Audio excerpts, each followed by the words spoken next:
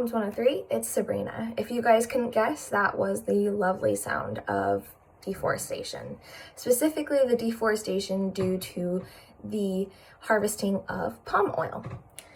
Now, with the harvesting of palm oil and the deforestation, many animals, endangered animals to be specific, such as the orangutan and pygmy elephants and Sumatran tigers, are being threatened. Here is actually what an orangutan sounds like.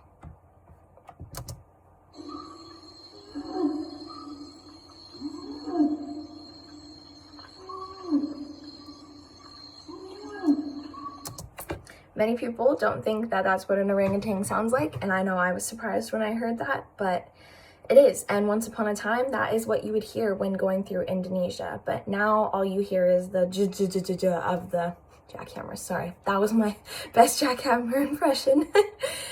And even though I may not be an expert, I may not have spent my entire life studying these things, but the people where I've gotten my information from, like the National Geographic and the World Wildlife Fund, Greenpeace, etc., they have researchers out in the field for a reason, and I do trust what they say, so I think you guys should too.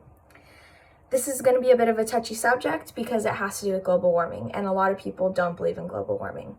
I'm so sorry for your ignorance, but the truth is that global warming does exist, and humans are to blame for it. We are destroying the planet, and a great example of this is the harvesting of palm oil, where you can see the cause and the effect all happening all at once and all destroying at the same time.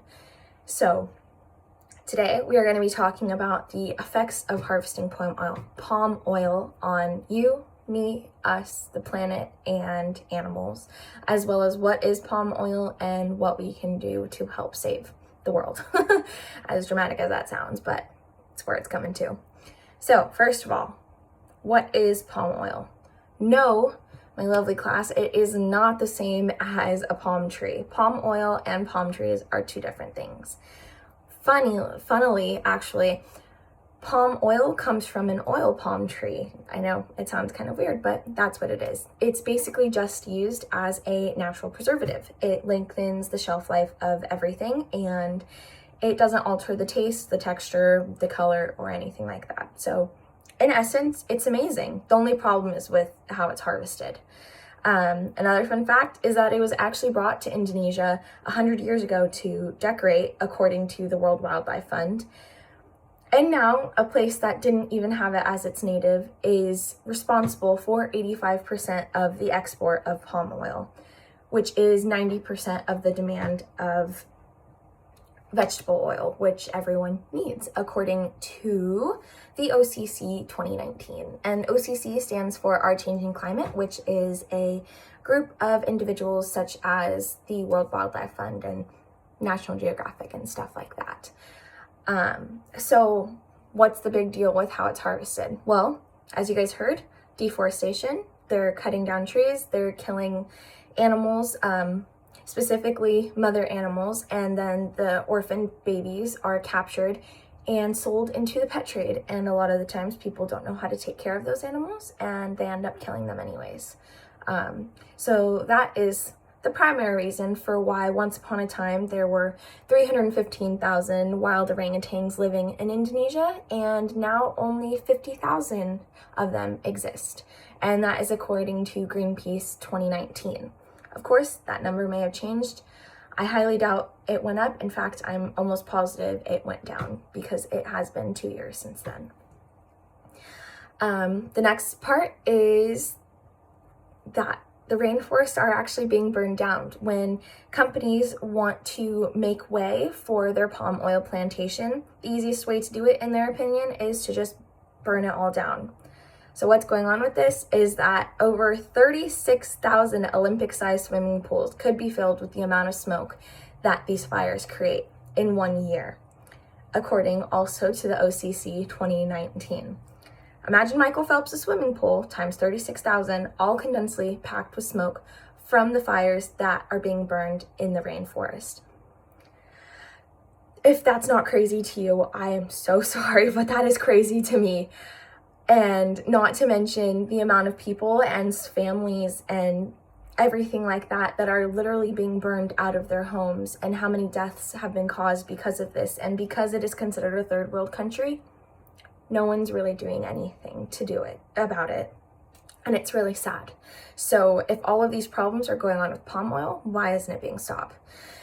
Well, it's actually not that simple. Like I said before, over 90% of all vegetable oil demands is palm oil, and it comes from Indonesia, which is only 10% of the, sorry, I'm getting the hiccups and I could tell earlier, comes from only 10% of the land on this planet, which is Indonesia. So 90% of vegetable oil, which we all need and we all have to have to live our lives now, we can't just get rid of that. We can't just boycott it, and it would take a long time for that to happen.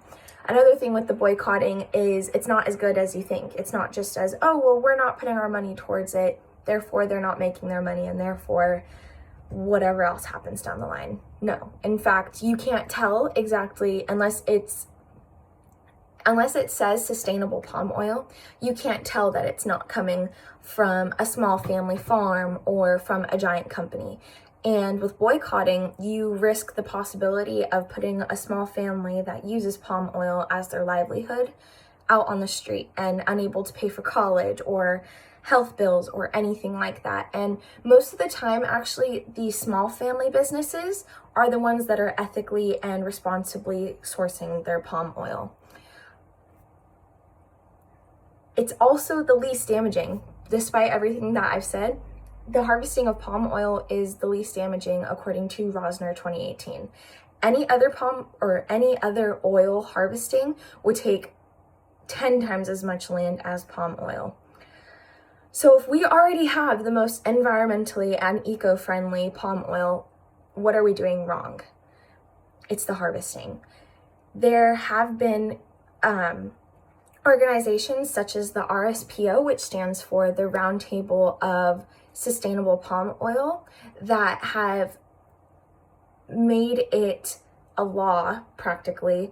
Anyone that is selling anything that has to do with palm oil has to follow by these guidelines. Of course, not everyone follows them, and they are working on building their credibility more and working on building their, their stern face, I guess. But like I said before, it's going to take some time.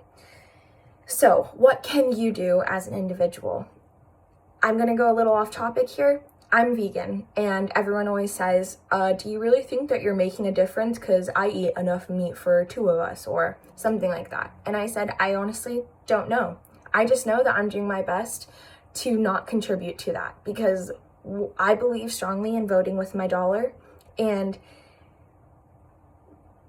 $1 I'm not putting towards a meat company is $1 I'm putting towards a vegan company, and is $1 I'm putting towards something that matches my ethical values.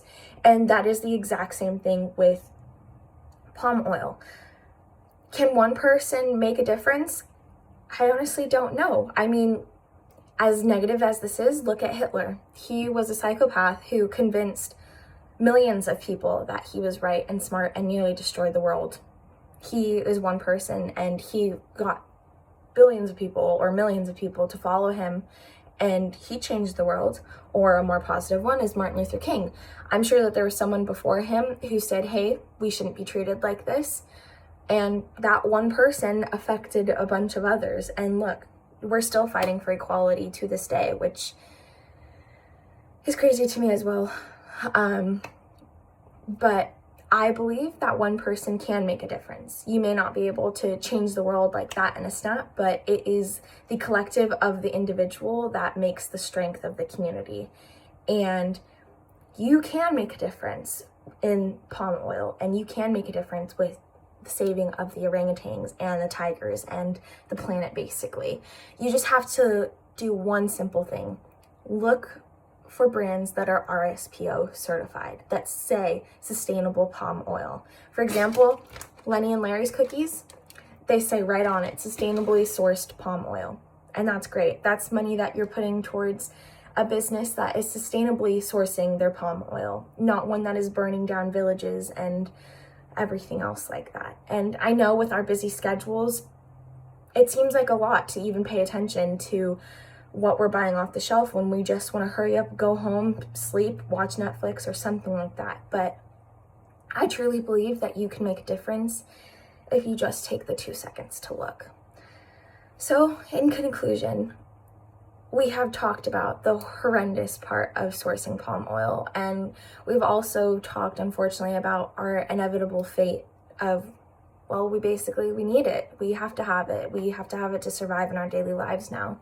And we have the ability to do something about it. We have the ability to choose where our dollars go and to choose who we support. And we just need to support the sustainably sourced palm oil factories.